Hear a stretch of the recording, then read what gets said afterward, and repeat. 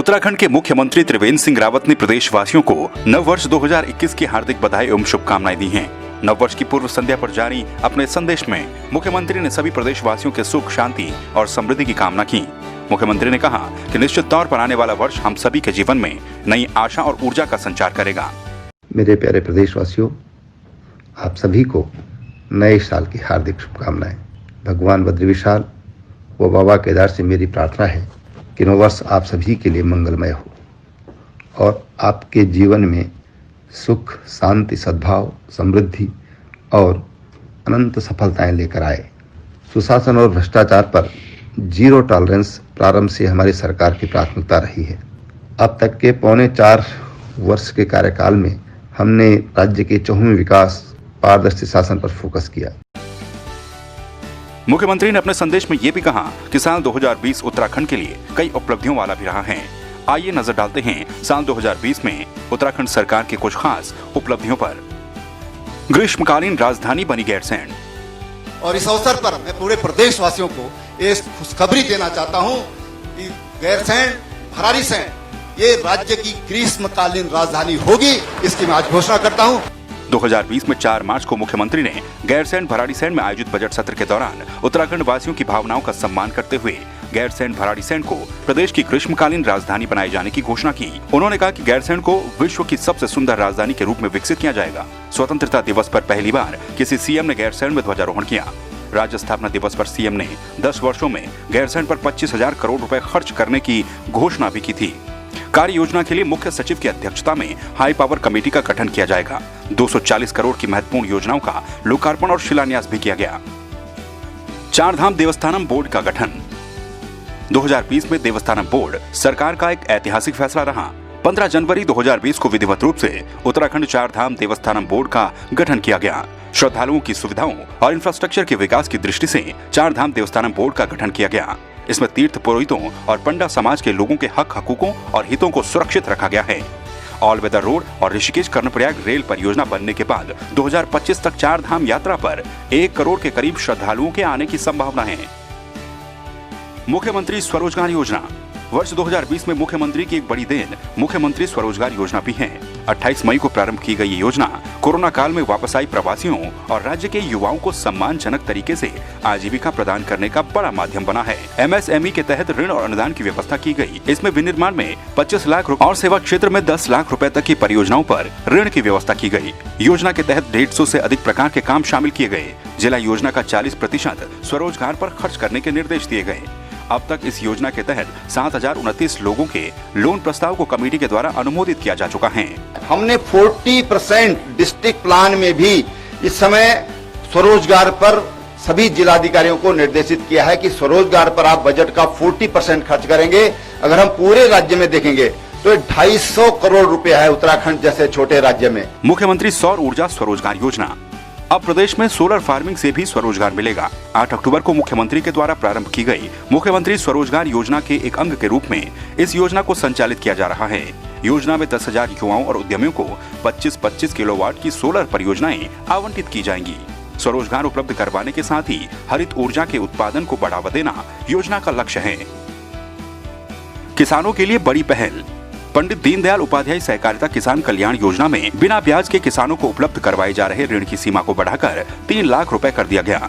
अब राज्य के किसान और काश्तकार अपनी जरूरतों के लिए 3 लाख रुपए तक का ऋण बिना ब्याज के ले सकते हैं। इसी प्रकार स्वयं सहायता समूह 5 लाख रुपए तक का ब्याज मुक्त ऋण का लाभ ले सकते हैं। पहले ये ऋण की सीमा कम थी। योजना प्रारंभ होने से अभी तक 4 लाख से अधिक किसानों और 1,330 समूहों को 2,062 करोड़ रुपए का ऋण वितरित किया जा चुका है। प्रदेश में पहली बार गन्ना किसानों का 100% भुगतान किया गया और जंगली जानवरों से खेती की सुरक्षा के लिए 94 गाँव में 101 किलोमीटर घेरबाड़ की गई। इस काम को और बढ़ाया जा रहा है। कैंपा के तहत भी लगभग 10,000 वन रक्षक तैनात किए जाएंगे। 1 रुपए में पानी का कनेक्शन। सभी जितने भी गांव हैं, माननीय प्रधानमंत्री जी ने कहा कि 2024 तक हर गांव को और हर घर को शुद्ध पेयजल से जोड़ना है।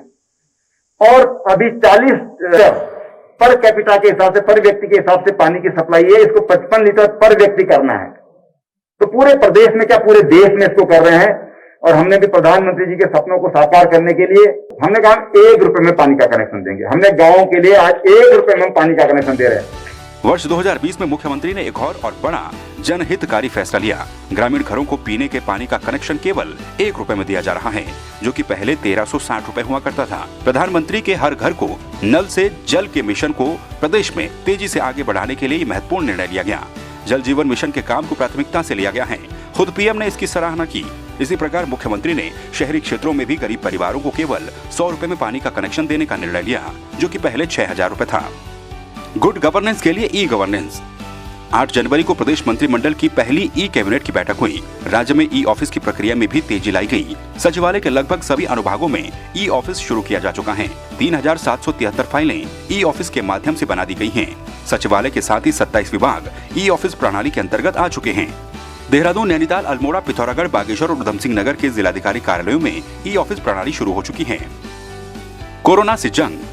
कोरोना काल में राज्य में हेल्थ सिस्टम को काफी मजबूत किया गया। राज्य में पर्याप्त संख्या में कोविड अस्पताल, isolation bed, ICU bed, oxygen support bed और वेंटिलेटर उपलब्ध हैं। वर्ष 2017 में जहां प्रदेश में केवल 3 जनपदों में आईसीयू थे, वहीं अब राज्य के सभी जनपदों में आईसीयू स्थापित किए जा चुके हैं। अब अन्य उप जिला और बेस अस्पतालों में भी आईसीयू बनाने की प्रक्रिया शुरू कर दी गई है। राज्य के जिला अस्पतालों में ऑक्सीजन पाइपलाइन की व्यवस्था की जा रही है।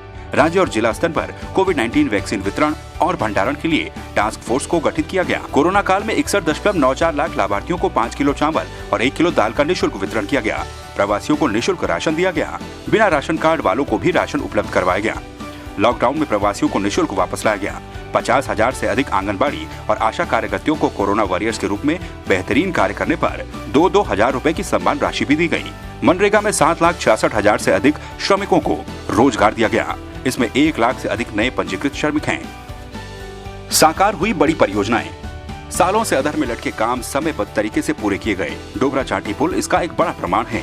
आज डोबरा चांठी पुल का निर्माण कार्य पूरे होने से 3 लाख से ज्यादा की आबादी लाभान्वित हो रही है। इसी प्रकार मुनि की रेती ऋषिकेश में 48 करोड़ की लागत से बने 346 मीटर लंबे जानकी सेतु का भी लोकार्पण किया जा चुका है। पौड़ी जिले के जयहरीखाल ब्लॉक में भैरवगढ़ी ग्राम समूह पंपिंग योजना से इलाके के 75 गांवों और तोक को पानी मिलेगा। देहरादून में सूर्यधार झील का लोकार्पण हुआ। सौंग बांध परियोजना को पर्यावरण स्वीकृति मिली। इससे देहरादून शहर और आसपास के क्षेत्रों की वर्ष 2050 तक की अनुमानित आबादी को ग्रेविटी आधारित पेयजल की आपूर्ति सुनिश्चित होगी। इस वर्ष ऋषिकेश कर्णप्रयाग रेल परियोजना में भी तेजी आई। न्यू ऋषिकेश रेलवे स्टेशन का उद्घाटन किया गया। उत्तराखंड के पिथौरागढ़ में बीआरओ के द्वारा निर्मित 8 पुलों का लोकार्पण किया गया। इन सभी पुलों का सामरिक दृष्टि से महत्व भी है। रूरल ग्रोथ सेंटर से हुआ वोकल फॉर लोकल। राज्य में रूरल ग्रोथ सेंटर पीएम के वोकल फॉर लोकल में महत्वपूर्ण भूमिका निभा रहे हैं। रूरल ग्रोथ सेंटर मुख्यमंत्री का ड्रीम प्रोजेक्ट है। इस वर्ष इसमें और तेजी से काम किया गया। अभी तक 106 ग्रोथ सेंटरों को मंजूरी दी जा चुकी है। लगभग 75 ग्रोथ सेंटरों में काम शुरू किया जा चुका है। लगभग 30,000 लोग इससे लाभान्वित हो चुके हैं, जबकि 6 करोड़ से अधिक की बिक्री और 60 लाख से अधिक का शुद्ध मुनाफा ग्रोथ सेंटरों को हुआ है। इन ग्रोथ सेंटरों का संचालन स्थानीय स्वयं सहायता समूहों के द्वारा किया जा रहा है। महिलाओं को भूमिधारी हक। राज्य में पति की संपत्ति में महिलाओं का सह अधिकार देने का निर्णय लिया गया, ताकि उन्हें लोन लेने में किसी प्रकार की परेशानी न हो। महिलाएं अपने नाम पर दर्ज संपत्ति पर स्वरोजगार के लिए बैंकों से ऋण ले सकेंगी। वे आर्थिक रूप से मजबूत होंगी। पर्वतीय क्षेत्रों में खेती का अधिकांश कार्य महिलाएं करती हैं। महिलाओं को आत्मनिर्भर और स्वावलंबी बनाने के लिए राज्य सरकार ने महत्वपूर्ण निर्णय लिया। ग्रीन एनर्जी को बढ़ावा। चीड़ को राज्य में वनाग्नि का प्रमुख कारण माना जाता रहा है। हरित ऊर्जा में नवाचारी पहल करते हुए इस वर्ष सौर ऊर्जा और पाइन नीडल से बिजली उत्पादन में उल्लेखनीय काम किया गया। सौर ऊर्जा नीति के तहत स्वीकृत परियोजनाओं को धरातल पर उतारा जा रहा है। अभी तक कुल 276 मेगावाट की परियोजनाएं स्थापित की जा चुकी हैं, जबकि अन्य आवंटित 203 मेगावाट क्षमता की परियोजनाओं में कार्य प्रगति पर हैं। मुख्यमंत्री के द्वारा ऐसी अनूठी पहल की गई, जिससे पिरुल अब अभिशाप नहीं, वरदान बन जाएगा। पाइन नीडल और अन्य बायोमास आधारित ऊर्जा उत्पादन नीति 2018 के अंतर्गत वर्तमान में 6 परियोजनाओं में विद्युत उत्पादन गतिमान है। Quality education. प्रदेश के सभी विश्वविद्यालयों और महाविद्यालयों को वाईफाई से जोड़ने की शुरुआत की गई।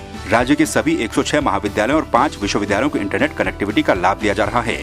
राज्य सरकार ने प्रत्येक ब्लॉक में 2-2 अटल उत्कृष्ट विद्यालय खोलने का निर्णय लिया। सभी अटल उत्कृष्ट विद्यालयों में वर्चुअल क्लास की सुविधा उपलब्ध होगी। इस वर्ष मुख्यमंत्री मेधावी छात्र पुरस्कार योजना के प्रस्ताव को मंजूरी भी दी गई। धार्मिक आस्था का सम्मान। मुख्यमंत्री त्रिवेंद्र सिंह रावत ने जनता की धार्मिक आस्था का सम्मान करते हुए हरिद्वार में गंगा नदी की धारा को एस्केप चैनल घोषित किए जाने के 2016 के आदेश को वापस लिया। मुख्यमंत्री ने कहा कि हर की पैड़ी पर अविरल गंगा का दर्जा बनाए रखा जाएगा।